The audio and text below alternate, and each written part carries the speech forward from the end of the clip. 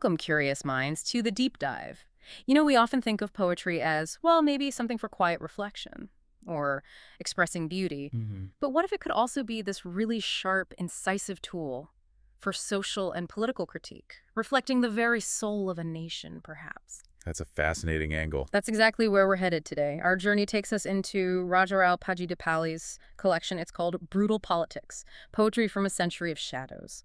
And this isn't just a book of verses. No, not at all. It feels more like a profound distillation of India's really complex socio-political landscape. It takes these raw issues and somehow transforms them into these arresting poetic expressions. Yeah, quite powerful.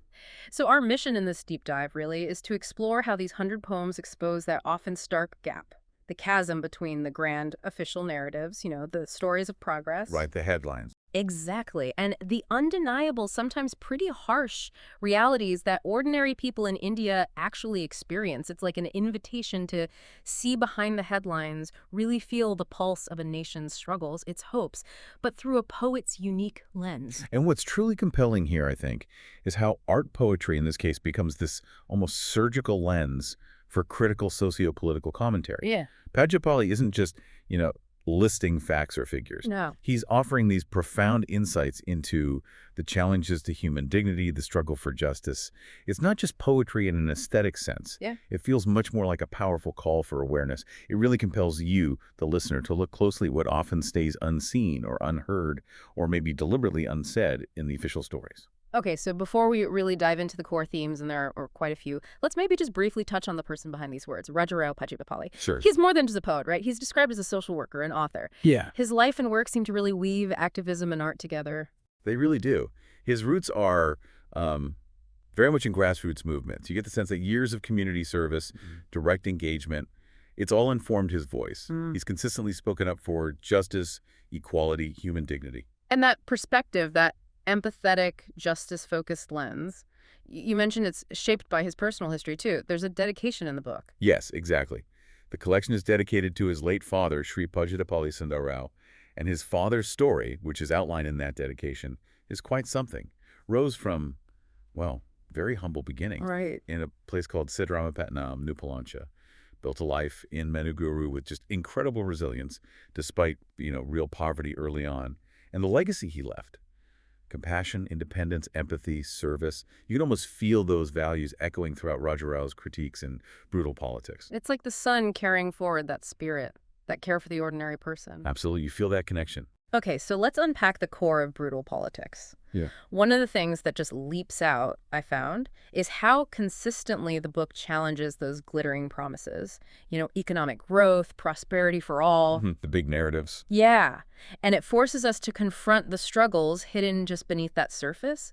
What are some of the most vivid ways Pagidipalli exposes those realities, especially around something like unemployment? It's quite remarkable how he personalizes these big, abstract economic failings. Take poem 3, for example, The Empty Bowl of Work. Right. It draws this sharp contrast between political vows, crores like stars in the sky, which is, tens of millions of promised jobs. Huge numbers. Huge numbers. Yeah. And then in reality, millions wait with degrees in hand. Jobs, he writes, are lost to machines. And debt. Debt becomes a silent chain. It's such a powerful image. A silent chain, yeah. What's really insightful, I think, is how he turns those dry statistics into tangible struggles. Struggles for dignity, for survival. It's a potent reminder that these big macro policies have deeply felt micro impacts, Yeah. And that feeling, that critique, it's not just in that one poem, is it? It seems to echo. It goes beyond just the job market itself. Oh, absolutely not isolated. Poem 68, Fading Jobs, Fading Promises, talks starkly about job numbers falling decade by decade, vacant government posts just sitting empty, whole communities kind of crumbling under the weight of job scarcity. Wow. And then poem 69, The Failed Promise of Skill, really drives it home. It highlights outdated school curricula, job placements that just falter, and the tragic waste of time, of potential for so many young people. The poetry reveals not just a lack of jobs, but maybe a systemic failure, a failure to prepare and integrate a whole generation. And the poet doesn't just stop at job scarcity, does he? The sheer weight of everyday expenses, the struggle to just afford food, that comes through so powerfully, too. I'm thinking of poem 4, The Fire in the Market. Oh, the fire in the market, yes. It's gut-wrenching, actually. Promises to, quote, tame the storm of price. Right, you hear that rhetoric. Clash dramatically with the reality. Flames of fuel now burn the street. Rising costs for basic essentials. And that devastating line where children learn to live on air. It's visceral.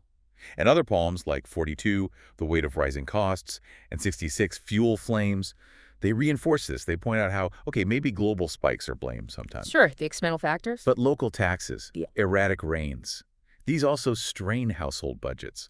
They force families into making these impossible choices, cutting back on meals, skipping essential health care. The insight the poetry offers here is how it captures the daily grind, the attrition of hope. Inflation isn't just a number in these poems. It's a constant consuming anxiety for ordinary people. And these struggles, naturally, they lead into the wider issues of poverty, inequality. Poem 5, The Painted Mask of Poverty, seemed particularly sharp in its critique of, superficial fixes. It truly is. He contrasts these grand pronouncements, golden dawns, government schemes, sung like songs of light, with the grim realities on the ground. Slums, hands burdened by debt, schools falling apart, malnutrition, and most tragically, this idea of generations shackled in a cycle of poverty. Then poem 6, The Glittering Divide, hits the disparity head-on. Towers that kiss the sky, rivers of gold for a select few, While others. while shadows of hunger are passed by, the many who toil with empty care. The poetic insight here, I think, is how it exposes this sort of performative progress. The idea that growth, while celebrated, often creates just an illusion of widespread benefit, bypassing or even deepening the struggles of huge parts of the population. Farmer distress, too, that's such a persistent issue in India. That gets a strong voice here as well, right? Yeah. Poem 7, The Withering Field, that painted a really heartbreaking picture. It really does, where official narratives trumpet exports grand and markets bold. The poem contrasts it starkly with farmer debt, constant water scarcity, theft by middlemen, Middlemen, yeah. and families just sinking in sorrow's tide, which tragically leads to crops left unharvested, silent deaths. And poem 62, The Price of Empty Promises, digs deeper into the minimum support price, the MSP. A safety net. Supposedly, the government floor price for crops. He calls it a golden shield that often only covers rice and wheat, leaving other crops like pulses and oilseeds to basically rot, while middlemen, again, carve out their profits. The insight is how even policies that sound well-intentioned can become tools for exploitation. It highlights this massive gap between policy on paper and its actual impact on the ground. The book also doesn't shy away from specific, big-name economic policies and their consequences, things like demonetization, the GST. Absolutely. Poem 27, The Cashless Mirage. It looks at demonetization, that sudden withdrawal of high-value currency notes, proclaimed as the blow to black money. That was the line, yes. But the poem shows how it stalled informal markets, led to farmers' produce rotting, caused immense pain for daily wage earners stuck in those endless queues. Then poem 28, The GST Labyrinth. Now, it does acknowledge some later simplifications, but it initially describes the goods and services tax, the unified tax system, as making small traders wrestle with digital chains, complex returns, cash flow nightmares. So if you connect all these economic threads, Pagidipalli's poetry, it insightfully reveals how these grand policies, these growth narratives, despite all the lofty pronouncements, often just fail. They fail to address the fundamental struggles, the systemic vulnerabilities of the common citizen. And this leads to deeper inequalities, a sort of quiet, pervasive despair that, frankly, prose might struggle to capture quite so evocatively. Okay, so moving from the economic sphere now into the deeply social and political. The poems also seem to expose some really unsettling trends in India's social fabric and challenges to its democratic foundations. Where do we start seeing these cracks appear in the verses? Well, the poet definitely doesn't shy away from depicting social division. Poem 9, The Hidden Walls, for instance. It contrasts official claims, chains have all been torn, discrimination is over, Right. with the enduring reality. Wells still guarded based on caste, doors shut, violence, jobs denied, simply because of a whispered name. Those scars of birth that just refuse to heal. It speaks volumes about the persistence of caste and communal discrimination. It's insidious. Very. And then poem 10, Painted Harmony, does something similar. It portrays a nation singing songs of unity, Ek Farat, One India, but where prayers are drowned by mobs that roar, where sacred walls stained with blood, where laws themselves seem to actively divide people. And this theme, this division, it runs through other poems too, like 33 Echoes of Division and 48 The Sacred Divide. They show how fear ignites conflict, how violence erupts over religion or caste, how even basic life choices become battlegrounds, tearing communities apart. The unique insight the poetry offers here is how it exposes the performance of unity, revealing the hidden walls that remain despite all the outward declarations. Yeah, that contrast is powerful. And it sounds like the suppression of dissent, of free speech, is another recurring, almost chilling theme. It absolutely is. Poems like 35, Echoes of the Lapdog, or 79, Voices in Chains, they paint a really stark picture. Headlines that bark in unison, independent voices being forced to either bend to the narrative or just vanish. Legal threats flying around, misinformation spreading, leading, as the poem says, to a narrowed spectrum of thought, a kind of pervasive narrative control. Poem 64, Silenced Harmony, expands on this. It talks about laws supposedly meant to guard the nation's peace, but instead being used to target dissenters, imprisoning questions, making fear the price of free thought. And then poems 51, Chains of a Colonial Echo, and 52, Shadows of Security, they highlight how dissent gets painted as daggers, how people get arrested just for speaking out. Activists, journalists, silenced, may be held without trial, eroding fundamental liberties. The brilliance here isn't just stating censorship exists, but revealing the insidious ways it chills free thought itself. It fosters self-censorship long before the state even has to act. It's a powerful way to show how silence gets enforced. And I imagine things like electoral integrity, surveillance, those also come under scrutiny in brutal politics. Indeed. Poem 18, Stolen Voices. Here, the idea of flawless polls gets sharply contrasted with names mysteriously vanishing from voter lists, manipulated rolls, phantom votes, votes cast by people who aren't there, Right. unchecked glitches in voting machines, all leading to, as the poem puts it, trust in institutions slowly deflated. Then poem 38, Silent Eyes, pushes back against claims of no prying gaze.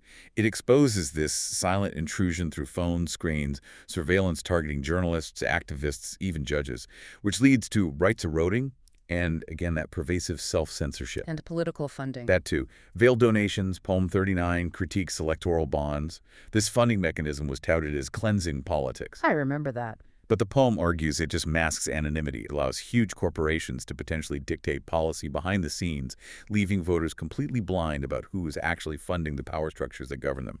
The insight, again, is how the poet reveals this systematic dismantling of transparency, of accountability. It's like a quiet erosion of democratic processes from the inside out. And when it comes to the justice system itself, does the collection pull any punches there? Far from it. Poem 37, Scales Tilted. It describes justice adorned in robes of unblemished virtue, a very formal image. Yes. But underneath, whispers of influence slither, appointments that seem to sway with political winds, delays in cases piling up, swelling, causing faith in impartiality to just erode. Poem 17, Shadows Behind the Badge, looks directly at laws that shield armed forces, granting them extraordinary powers. It speaks of disappearances, torture, justice stumbling when it comes to accountability for security forces. Heavy stuff. And poem 34, Shadows of the Sacred Cow, along with poem 46, Iron Teeth of Justice, they highlight vigilantism, how hammers of hate strike flesh, how mobs roam unchecked, how steel beasts roar through alleys, often disproportionately affecting minority neighborhoods. The poetic power here lies in exposing the selective application of justice, revealing how the system itself can sometimes become a tool for oppression rather than a shield for the vulnerable. The collection also dives into very specific policy critiques too, doesn't it? Like citizenship laws, the situation in Kashmir. Yes, these are handled with deep resonance. Poem 31, Paper Walls of Belonging. It depicts these mountains of papers needed to prove citizenship as towering citadels. It shows Muslims scrambling for documents, citizenship weighed precariously on proof, creating widespread anxiety, a sense of fragile belonging. You can feel that tension. Absolutely. And poem 32, Shadows Over the Valley, deals with Kashmir. The erasure of its special status, leading to lockdowns, communication blackouts, rising unemployment, shifts in land laws, and this constant clash between promises of development and the deep ache of erasure. It really forces us to confront that gap between constitutional ideals and lived reality. The profound pressures on democratic institutions, on individual liberties, on the very fabric of social harmony. The poems make you face uncomfortable truths about who benefits and who suffers from these big policy shifts, making the personal stakes incredibly clear. Okay, so our deep dive also seems to compel us to look beyond just the human-made structures and systems, to think about the environmental cost of progress. Does the collection really question if the current path is sustainable long-term? Oh, absolutely. The environmental critiques are stark, really stark. Yeah. Poem 19, Smog Skies, for example, it contrasts official clean air missions with the reality of cities just choking on toxic haze. Industries roaring and millions fall to smog's cruel blaze. It's a vivid picture of failed promises. You can almost taste the air reading it. Exactly. And then you have Poem 20, Thirsting Lands, and Poem 21, Poison Currents.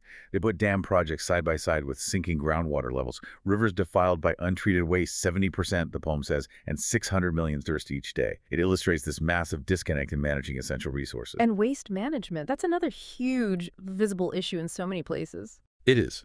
And the poems capture it. Poem 25, The Heap We Live On, and 26, Plastic Tide. They show how cleanliness drives clash with cities literally choking on waste, 62 million tons annually, apparently. Landfills smoldering, plastic clogging rivers and oceans. It's a sobering image of the cost. Yeah. In the bigger picture, climate change, ecosystem damage isn't missed either.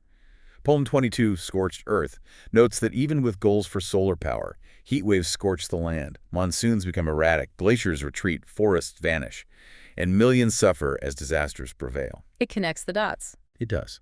And poems 23, Vanishing Roots, and 24, Fading Wilds, show how progress on Golden Hills mining industry leads to forests being cut down, ancestral tribal homes erased, biodiversity just bleeding silently, all for steel and coal. This disproportionately hits tribal communities, traditional ways of life. What's really insightful, I think, is how Pagidipalli humanizes this environmental damage. He consistently critiques how progress carries this huge environmental and human cost, hitting the vulnerable hardest and eroding the very resources we need for the future.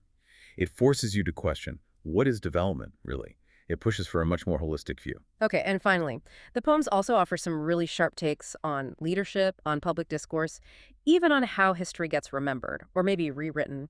How does the collection approach leadership itself? The critique of leadership can be quite pointed. Poem 75, Shadows Behind the Smile, for instance.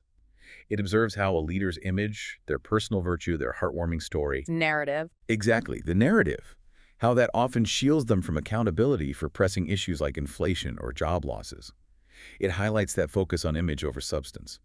And Poem 97, A Leader Without Vision, speaks of empty hands. Decisions may be shaped more by fear than foresight, and leadership becoming reduced to applause and spectacle. It suggests this profound disconnect from the actual needs of the people. The insight is how the poet reveals the sort of theatricality in modern politics, where the performance can overshadow genuine governance. And that feels connected to a broader critique you often see, right? The tendency to play the blame game, to rewrite history. Precisely. Poems like 71, The Ghost of Nehru, and 72, Blame Before Tomorrow, show this clearly. How present-day challenges, unemployment, inequality, failing policies get traced back constantly to past leaders or parties. Deflection. It works as a deflection, yeah. Diverting attention from current inaction. And Poem 47, Pages of a Shifting Past, is fascinating. It critiques how history gets polished by proud hands, how certain figures, like Muslim rulers, might fade from the narrative, how social justice movements shrink to mere footnotes, textbooks marching in perfect lines, resulting in a world half told. It points to this conscious, selective reshaping of national memory. What's insightful is how the poetry reveals history isn't just a dusty record, it's a live battlefield for present political control. Narrative itself becomes a weapon. Wow. And the poems even touch on things like stage events, propaganda. Yeah. That feels incredibly relevant today. Absolutely. Poem 91, The Staged Tragedy. Hmm. It reveals how even tragedy can become a spectacle. Photo ops replacing real solutions, compassion shown, but maybe only at a distance. And Poem 95, Propaganda Backfires, critiques films that seem crafted to divide, sold as truth, but maybe, hopefully, suggests that audiences see through the glimmer. So this raises that important question about how political narratives, how the framing of history can be used to consolidate power, distract from real issues, shape public perception, often at the expense of critical thinking, of genuine accountability. Pagidipalli's poetry acts like a vital counter-narrative, doesn't it? Exposing the mechanisms of manipulation, maybe even celebrating the discerning eye of the citizen who sees through it. Wow. Well, our deep dive into RajaRao Pagidipalli's brutal politics has certainly taken us on a challenging journey, but illuminating too. through these 100 poems that just relentlessly hold a mirror up to India's sociopolitical landscape. It's such a powerful reminder of how art, how activism can merge to voice an unvarnished truth, to make the invisible visible and the unheard well heard. Indeed. The collection really stands as stark testimony, I think, to the importance of critical thinking, of seeking out diverse perspectives. It demonstrates that knowledge is most valuable when it's actually understood and applied, especially when you're challenging those pervasive narratives and trying to grasp the complex, often difficult, lived experiences behind the headlines. So, what does all this mean for you listening? How does recognizing these shadows, these stark contrasts between the proclaimed progress and the lived struggles, how does that empower you, the citizen, to engage more critically with the narrative shaping your own world? And what role can art like this, unflinching art, play in demanding a more just, a more equitable future? A lot to think about there. Definitely something powerful to ponder as you continue your own deep dive into the dictionary.